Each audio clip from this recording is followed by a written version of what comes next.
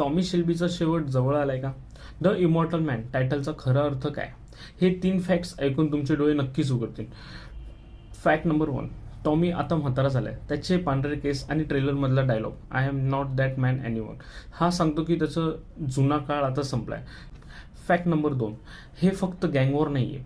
दुसऱ्या महायुद्धात टॉमीला उतरून मेकर्सने त्याचा जीव मोठ्या धोक्यात टाकला. आता इथून त्याला वाचणे खूप अशक्य आहे.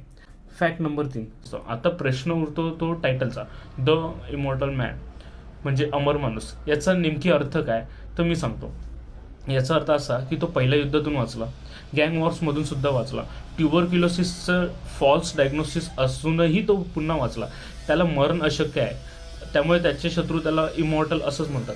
पण इमॉर्टल असणे सुद्धा शाप असू शकतो, कारण तुमच्या आजूबाजूचे सगळे माणसं मरतात पण फक्त तुम्ही एकटेच जिवंत राहतात दुःख भोगण्यासाठी. तुम्हाला काय वाटतं, टॉमीचा शेवट कसा असेल हे मला कमेंट करून नक्की सांगा. धन्यवाद.